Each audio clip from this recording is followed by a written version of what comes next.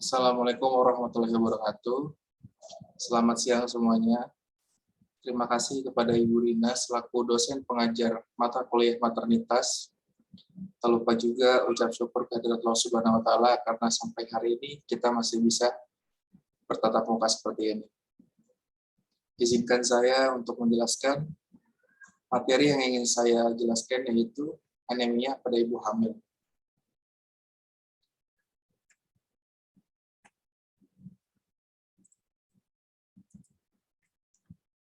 Di sini ada definisi.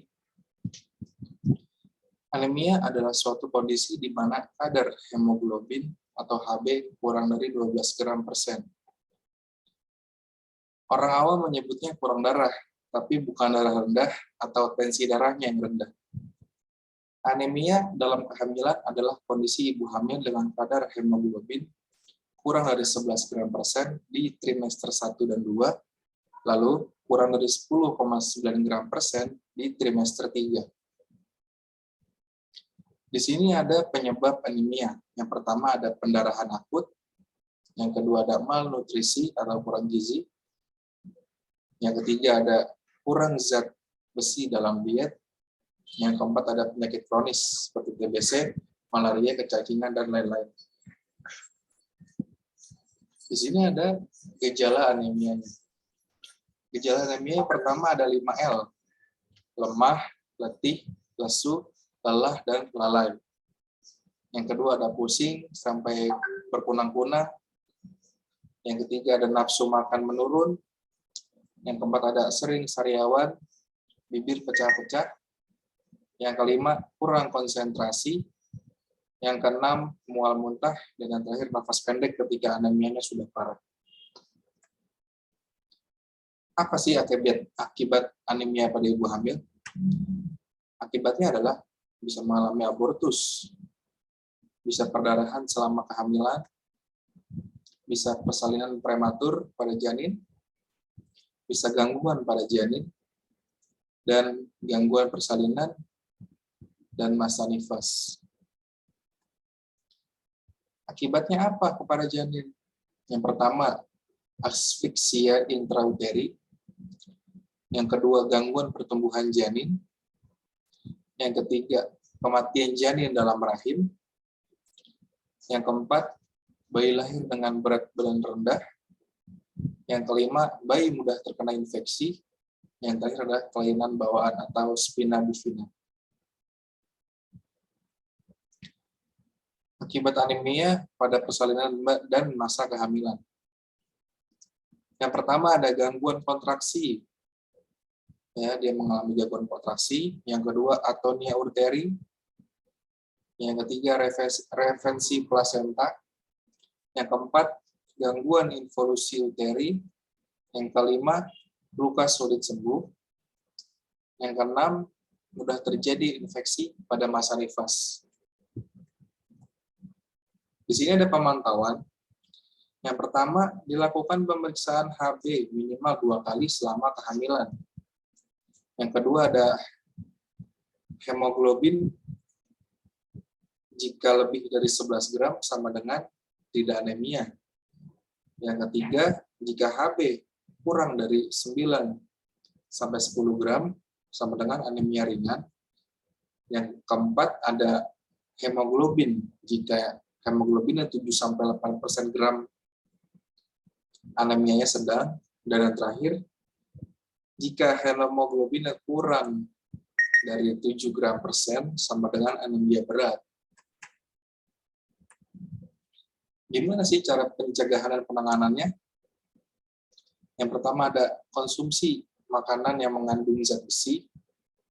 Yang kedua, ada konsumsi suplemen TTD atau tablet tambah darah. Yang ketiga ada ibu hamil minum tablet tambah darah minimal 90 hari selama kehamilan. Nah, di sini kan makanan yang mengandung zat besi. Apa aja sih yang mengandung zat besi? Di situ ada udang, ikan, hati sapi, terus kalau daging, daging ayam, daging sapi, kalau telur, telur bebek, ayam. Nah, jika berasnya ini ada beras jagung, beras kacang, Kacangnya bisa kacang hijau, kacang merah, atau kacang kedelai. Lalu juga ada daun kacang panjang, bayam, dan katuk, kangkung, atau sawi. Nah, di sini ada pengobatan anemia pada ibu hamil. Bila hemoglobin kurang dari 11 gram, minimum 3 kali sehari, sampai hemoglobinnya lebih dari 11 gram.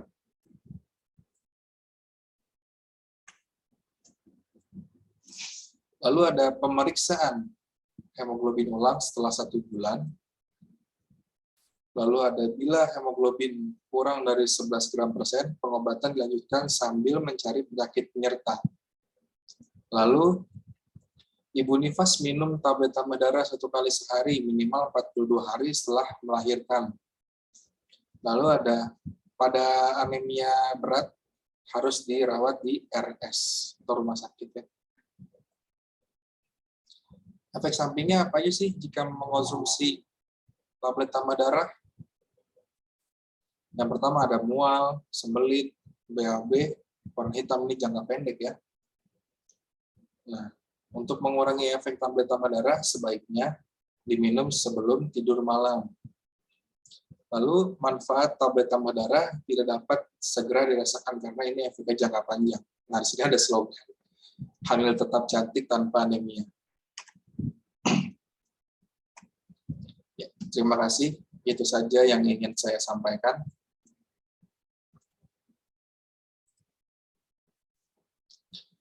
Di sini saya ingin memberi pesan tentang anemia. Yang pertama, tubuh itu perlu zat besi yang cukup untuk memenuhi AKG. Lalu, zat besi dari hewan ini lebih mudah diserap tubuh. Lalu, zat besi dari nabati lebih mudah penyerapan karena penyerapannya rendah. Lalu, perlu kombinasi seimbang antara nabati dan hewani. Lalu ada pesan-pesan untuk ibu hamil agar tidak terkena anemia. Hamil tetap cantik tanpa anemia tentunya. Hamil berseri, bugar, bergairah tanpa anemia. Tanpa anemia, ibu dan bayi sehat dan selamat. Tanpa anemia, keluarga sehat dan sejahtera. Tanpa anemia, masyarakat sehat dan sejahtera. Terima kasih, itu saja yang ingin saya sampaikan. Kurang lebihnya mohon maaf. Assalamualaikum warahmatullahi wabarakatuh.